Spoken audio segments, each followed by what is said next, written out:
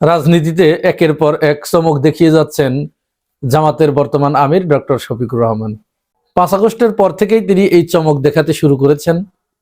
আর সর্বশেষ তিনি যে চমকটি দেখালেন সেটি এই গতকাল অর্থাৎ 8 জানুয়ারি 2026 তারিখে তিনি জামাত ইসলামের 2026 সালে অনুষ্ঠিত ত্রয়োদশ জাতীয় সংসদ নির্বাচনকে কেন্দ্র করে সেই নির্বাচনের একটা নির্বাচনী কমিটি গঠন করে দিয়েছেন। আর এই কমিটি গঠন করে দেবার পরেই রাজনৈতিক অঙ্গনে, রাজনীতির মাঠে তুমুল হইচই শুরু হয়ে গেছে, চরম হইচই। এবং এ নিয়ে এতটা চাঞ্চল্যের সৃষ্টি হয়েছে এবং জল্পনা কল্পনা, বিশ্লেষণ, সলা পরামর্শ, এমনকি কারো কারো কপালে বিন্দু বিন্দু ঘাম পর্যন্ত দেখা গেছে জামাতের এই রাজনৈতিক কমিটি গঠনকে কেন্দ্র করে। এখন আপনারা প্রশ্ন করতে পারেন যে কেন জামাত রাজনৈতিক কমিটি গঠন করে দিল, নির্বাচনী কমিটি গঠন করে দিল, তাহলে অন্যদের কেন কপালে ঘাম জমবে? হ্যাঁ, এইখানেই হচ্ছে মজা। আপনারা জানেন জামাত ইসলাম কিন্তু বর্তমান যে রাজনীতি করছে 5 আগস্টের পর থেকে, বিশেষ করে বলবো আমি, এইখানে সে কি করতে চায়, আগামীর বাংলাদেশকে কোন জায়গায় নিয়ে গিয়ে দাঁড় করাতে চায়, এটি কিন্তু জনগণের সামনে একেবারে পরিষ্কার করে বলে দিচ্ছে, পানির মতো পরিষ্কার করে দিচ্ছে। কোনো রাগ ঢাক নাই, কোনো লুকানো ছাপানো নাই। তিনি কি করতে চাচ্ছেন জনগণকে সাথে নিয়েই সেটি বলে দিচ্ছেন এবং বলছেন যে জামাত ইসলাম যদি ক্ষমতায় যায় তাহলে তিনি জাতীয় সরকার করবেন। জামাত আমির ঠিক সেই মুহূর্তে এই কথাগুলো বলছেন যখন আমরা অপরদিকে বিএনপির রাজনীতির ভিতরে একটা কেমন যেন একটু দোদুল্যমানতা বা একটু এই আছি এই নাই, এই এখানে একজন বলছে এক কথা আর একজন বলছে আরেক কথা, এই জাতীয় অস্পষ্টতা যখন দেখছি তখন কিন্তু জামাত আমির এভাবে পরিষ্কার বার্তা মানুষের কাছে পৌঁছে দিচ্ছেন। এখন এখানে আবার আপনাদের কাছে প্রশ্ন আসতে পারে যে বিএনপি কি অস্পষ্ট রাজনীতি করছে? হ্যাঁ, আপনারা হয়তো লক্ষ্য করলে অনেকেই দেখবেন, অনেকে লক্ষ্য করেছেন, প্রতিটা বিষয়ে বিএনপি 5 আগস্টের পর থেকে একটা অস্পষ্টতা আনয়ন করেছে রাজনীতিতে এবং তারা মনে হচ্ছে জনগণকে বুঝতে দিবেন না তাদের কর্মপন্থা, তারা কি করতে চাচ্ছেন এটি জনগণের কাছে একটু ঢেকে রাখতে চাচ্ছেন, অস্পষ্টতা তৈরি করছেন। আমি সর্বশেষ একটা উদাহরণ দেই, বেশি দূরে পিছনে আর যাব না। সর্বশেষ উদাহরণটা এরকম আমি দিতে পারি। আপনারা জানেন যে বিএনপি কিন্তু জুলাই সনদ স্বাক্ষরিত হবার পর থেকে তারা বারবার তাদের নেতাকর্মীরা জুলাই সনদে গণভোটে ভোট দেবার জন্য না ক্যাম্পেইন করছে, না ভোট দেবার ক্যাম্পেইন করছে। এটা নিশ্চয় আপনাদের গোচরে এসেছে, আপনারা জানেন। সর্বশেষ ওই যে শরীয়তপুরের শ্রীবর্দী উপজেলার বিএনপির যিনি ওই উপজেলার একজন নেতা, তিনি একটা ভিডিও ছেড়েছেন, দেখছেন যে আপনারা তিনি না ভোটের ক্যাম্পেইন কিভাবে করছে। আমি কপিরাইট ইস্যুর কারণে ভিডিওটা এখানে দেখাতে পারছি না, তবে আমার কাছে ভিডিওটি সংরক্ষণে আছে। তিনি সেখানে মানুষকে পরিষ্কার করে বোঝাচ্ছেন যে আওয়ামী লীগের ভাইরা আপনারা শুনুন, যদি আপনারা এই হা ভোটে জয়যুক্ত করেন, হা যদি জয়যুক্ত হয় তাহলে আমাদের 71 থাকবে না, শেখ মুজিবুর রহমান যে 72-এর সংবিধানটা করেছিল ওইটা থাকবে না, আপনারা এই দেশে থাকতে পারবেন না, আপনাদেরকে পালিয়ে চলে যেতে হবে। সুতরাং আপনাদের 71-কে টিকিয়ে রাখার জন্য, 72-এর সংবিধান টিকিয়ে রাখার জন্য আপনারা অবশ্যই ভোট কেন্দ্রে যাবেন এবং না ভোটে ভোট দিবেন, নাতে ভোট দিবেন। এটি দেখেছেন। এখানে আপনারা একটু বুঝে নেবেন যে হা মানে হচ্ছে সংস্কার চাওয়া আর না মানে হচ্ছে সংস্কার না চাওয়া। অর্থাৎ কেউ যদি না জয়যুক্ত হয় তাহলে হাসিনা যা করে গিয়েছিল হাসিনার রাষ্ট্র, আর যদি হা জয়যুক্ত হয় তাহলে একটা নতুন রাষ্ট্র আমরা পাবো, যে রাষ্ট্রে শেখ হাসিনার মতো স্বৈরাচার আর কোনোদিন তৈরি হবে না এখানে। তো বিএনপি সেই না ভোটে যখন ক্যাম্পেইন করছে তাহলে কি আবার নতুন করে স্বৈরাচার তৈরি হবে? এখন এইটা যখন এই নিয়ে সমালোচনা শুরু হলো, মহাসচিব বললেন যে না, আমরা এখানে আন্দোলন করেছি এই বাংলাদেশ সংস্কারের জন্য, রাজনীতিতে সংস্কার আনয়নের জন্য, ঐক্যমত্য কমিশনে আমরা দীর্ঘদিন আলোচনা করেছি, সুতরাং আমরাই তো এগুলোর দাবি করেছি, আমরাই এগুলো চেয়েছি, এটি তো আমাদেরই চাওয়ার ফসল। সুতরাং না ভোটে চাওয়ার মতো কোনো পরিবেশ তো হতেই পারে না, আমরা কখনোই না ক্যাম্পেইন করতেই পারি না। তিনি কিন্তু এটি বলে জনগণকে ওইখান থেকে বের করে আনার চেষ্টা করলেন।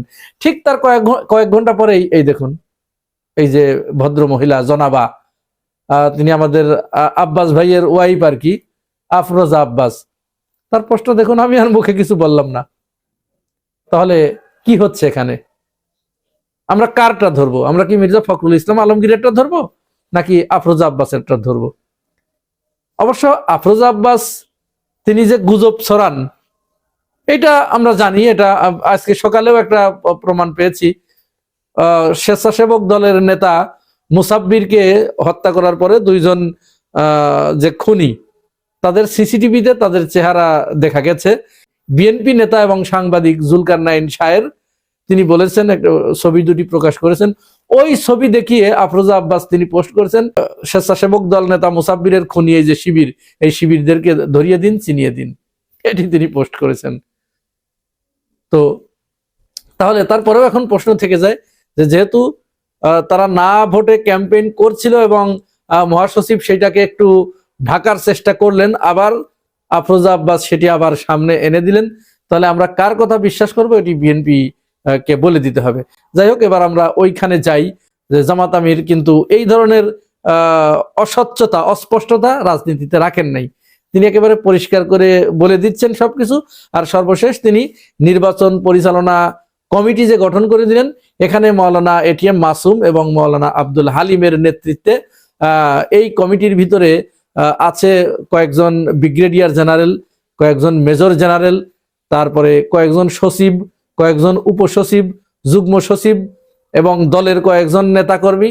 আর সবচেয়ে বড় চমক যে জায়গাটায় রেখেছেন, সেখানে এই নির্বাচন কমিটিতে সদ্য বিদায়ী শিবিরের কেন্দ্রীয় সভাপতি জাহিদুর রহমানকে রেখেছেন। এইখানে আপনাদের প্রশ্ন আসতে পারে যে এত বড় বড় মানুষের ভিতরে সেখানে জাহিদুর রহমানের মতো এত ছোট মানুষকে রাখার কি দরকার পড়লো? এইটা কিসের চমক?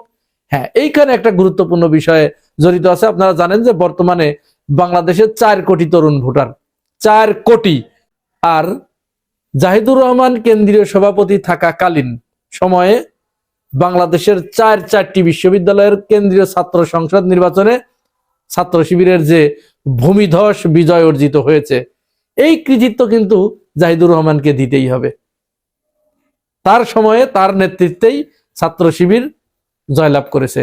সেখানে তার দিক নির্দেশনা ছিল না, অবশ্যই তার এমন কিছু ক্যারিশমাটিক দিক নির্দেশনা ছিল, এমন কিছু ক্যারিশমাটিক লিডারশিপ কোয়ালিটি তার ভিতরে ছিল, যে কারণে ছাত্র শিবির ওই নির্দেশনা ফলো করে তারা বিজয় ছিনিয়ে আনতে পেরেছে। তো এই যে তরুণদের মন তিনি কিভাবে জয় করলেন, এটা নেয়ার দরকার আছে না 4 কোটি তরুণদের ভোট পেতে হলে?